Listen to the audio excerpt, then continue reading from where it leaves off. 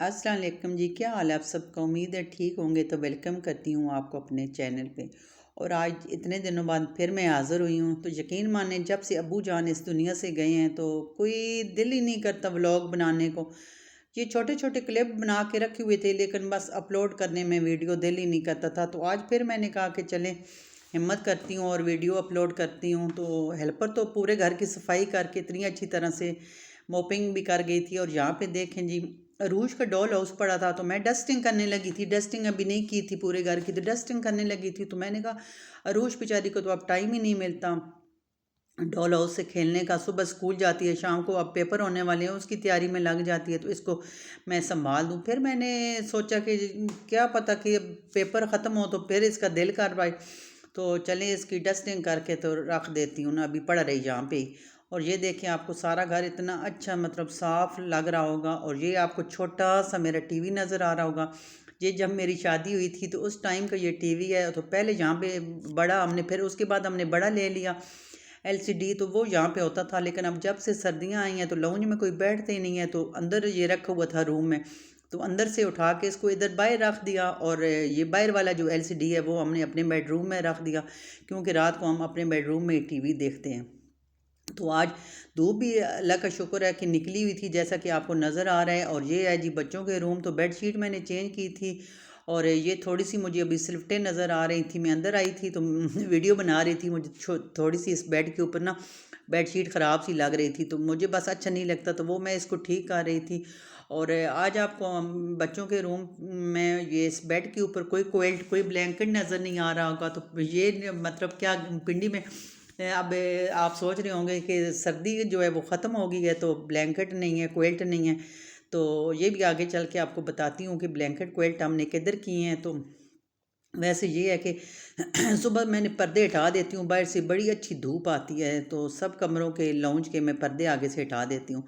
और यहाँ पे मैं सोच रही थी कि जब गर्मियाँ होती हैं तो इस तरह से बेडरूम सेट होते हैं, बेड शीट सेट होती है और ऊपर क्वेल्ट ब्लैंकेट नहीं होते तो कितना अच्छा लगता है, साफ़ साफ़ सा रूम लगता है। लेकिन जब सर्दियों में सब चीज़ें ऊपर होती हैं और फिर बस थोड़ा काम किया तो ब्लैंकेट में क्विल्ट में घुस गया तो वो फिर कमरा जो है ना वो इतना साफ़ नहीं लगता। तो अब आपको ये कमरा जो है ना बच्चों का कितना आपको साफ़ लग रहा होगा। तो लेकिन ये है कि सर्दियों में तो फिर हर टाइम ऊपर क्विल्ट और ब्लैंकेट होने होते हैं। और यहाँ पे ये देखें अरूश ने ड्रेसिंग टेबल के ऊपर अपनी डॉल रखी हुई है और इसको अपनी सॉक्स पहनाई हुई हैं। कहती है मामा आप ये सॉक्स इसको पहना देती हूँ, क्यों क्यों इसको बेचारी को भी रात को सर्दी लगती है और इसको सुलाती भी अपने पास रात को ना अपने ब्लैंकेट में ही अरूश है। तो ये बस आपको ड्रेसिंग टेबल भी ये खाली नज़र आ रहा होगा, क्योंकि सिर्फ अरूश की वजह से बड़ी बेटी बेचारी भी खाली रखती है कि अरूश इसके ऊपर कोई चीज़ नहीं रहने देती मेकअप की। बस वो हर वक्त छेड़ा छाड़ी करती है। तो फिर उसने अपनी कबर्ड में सारा जितना मेकअप अपनी कबर्ड में रखा हुआ है, जब यूज़ करना होता है तो निकाल लेती है। और इसके ऊपर बस एक डॉल होती है और एक जाय नमाज होती है जो बच्चे नमाज़ पढ़ते हैं। तो ये देखें जी मेरा भी रूम देखें, ये भी मैंने फिर क्विल्ट और ब्लैंकेट उठा लिया था और बेडशीट मैंने भी चेंज कर दी थी। और ये इतना ये रूम भी बिल्कुल साफ़ लग रहा था। तो बड़ा अच्छा लगता है इस तरह से ना खाली खाली। उसके बाद जी भाई आ गए थे जो इधर ही होते हैं। पहले वो गांव थे, फिर अब जब से अब्बू इस दुनिया से गए थे तो गांव गए हुए थे, फिर आ गए थे इधर पिंडी। तो ये कुछ फ्रूट लेके आ गए थे और ये फ्रूट इधर पड़ा हुआ था। वो मैंने सोच रही थी भाई देखें, जब बेशक छोटे ही भाई हो लेकिन जब वालिद इस दुनिया से चले जाते हैं तो छोटा भाई भी जो है ना वो वालिद की जगह ले लेता है, बड़ा हो जाता है। तो वो पहले भी आते थे, खाली हाथ तो नहीं आते थे। लेकिन आज पता नहीं मुझे खुद ही कोई सोच आ रही थी कि भाई इतना एकदम से बड़ा हो गया है तो बहन के घर आया है तो बस इसने सोचा होगा तो कि अब्बू भी आते हैं तो कुछ ना कुछ ले के आते थे। तो मैं भी ये जब फ्रूट आया हूँ तो खाली हाथ ना हूँ तो कुछ फ्रूट वगैरह ले जाऊँ, तो मुझे इतना अब्बू को याद करके हो रहा था। मैंने कहा बस अब अब्बू नहीं है तो ये जो भाई हैं अल्लाह इनकी ज़िंदगी करे, मेरे दोनों भाइयों की।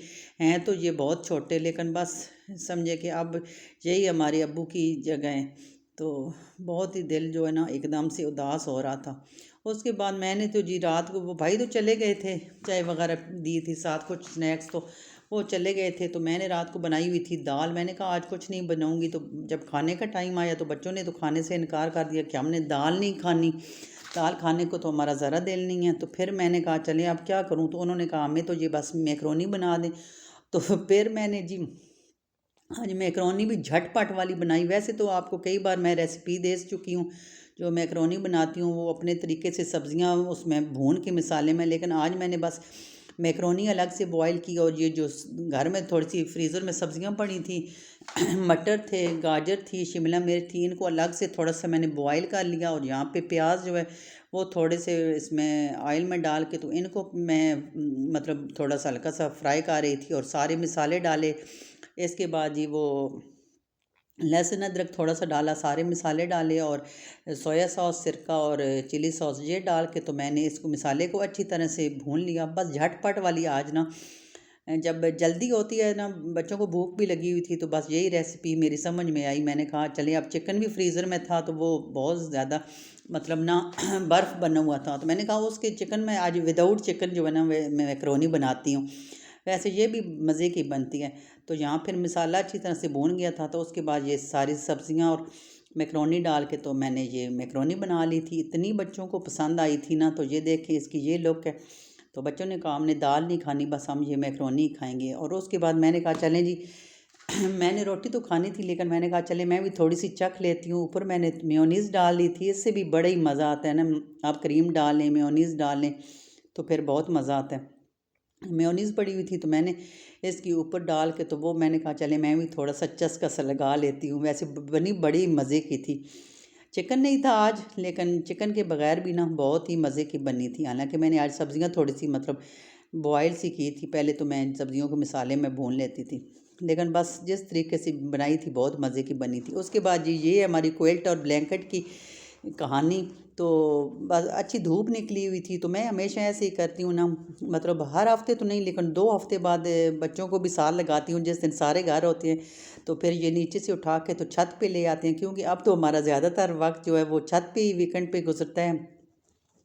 धूप बहुत अच्छी होती है, इधर बैठे रहते हैं। तो फिर मैंने कहा चलें ये उठा के ना क्विल्ट और ब्लैंकेट तो ये इधर फैला देते हैं, इनको अच्छी तरह से धूप लग जाए, क्योंकि हर वक्त जो किए होते हैं तो फिर इनमें जर्म्स भी पड़ जाते हैं। तो मैंने कहा चलें अंदर बाहर से इनको हवा लग जाए। तो पहले मैंने 1-2 घंटे इनको इसी तरह फिर डाले रखा। फिर उसके बाद मैंने बच्चों से कहा कि इन सब को ना दूसरी साइड से डालते हैं। फिर उसके बाद दूसरी साइड से डाला और तकरीबन सारा दिन को इतनी अच्छी इनको धूप लगी ना, तो जब धूप लग गई तो फिर शाम के असर के टाइम फिर हम इनको नीचे लेके गए।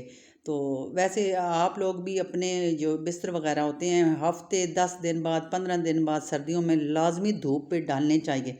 जरासीम वगैरह भी मर जाते हैं, और वैसे भी जो है ना इनको हवा वगैरह लगनी चाहिए, धूप लगनी चाहिए। तो फिर मैं शाम को इनको नीचे ले गई थी।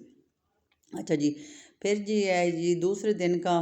तो यहाँ पे जी फ़िश पड़ी हुई थी मतलब ना फ्रीज़र में, तो उसको मैंने मैरिनेट करके रखा हुआ था। तो मैंने कहा अब और क्या बनाऊँ, बस बच्चों ने कोई सब्ज़ी वगैरह खाने को दिल नहीं था। चावल मैंने आपसे कुछ दिन पहले शेयर किए थे, वो बनाए थे। आज मेरा भी चावल वगैरह खाने को दिल नहीं था, तो मैंने कहा चले फ़िश ही जो है ना वो मसाला बना के तो बना देती हूँ। कभी फ्राई कर लेते हैं, कभी मसाला बना के तो पका लेती हूँ। तो फ़िश जो है वो मैंने निकाल के पहले ही रख दी थी, मैरिनेट तो की हुई थी, कुछ दिन पहले की फ्रीज़र में पड़ी हुई थी। तो अब उसको निकाल के बाहर रख दिया था और मैंने कहा इतनी देर मैं मसाला बना लेती हूँ। मसाला जैसे टमाटर, प्याज, लहसुन, अदरक का बना के तो उसको ब्लेंड करके तो भून के सारे मसाले डाल के तो वो बना लिया था। और अब मैंने फ़िश निकाल ली थी और आज मैंने कहा कि मैं तवा फ़िश बनाती हूँ, क्योंकि हमेशा मैं इसको ना कढ़ाई में बनाती थी, तो वो एक तो बहुत भारी हो जाती है और इतनी वो नहीं खाने को होती। तो यकीन माने ये इतनी मज़े की बनी थी। थोड़ा सा मैंने ऑयल डाला था, आपको नज़र आ रहा होगा इस तवे के ऊपर। ये नॉन स्टिक तवा है तो इसके ऊपर तो और भी अच्छी ना मतलब बन रही थी, कोई मतलब साथ लग नहीं रही, कुछ भी नहीं था। तो इसको मैं उल्ट पुल्ट कर रही थी, आपको नज़र आ रहा होगा दोनों साइडों से इतनी अच्छी तरह से ये हो रही थी ना, समझे भाई ये मतलब फ्राई ही हो रही थी।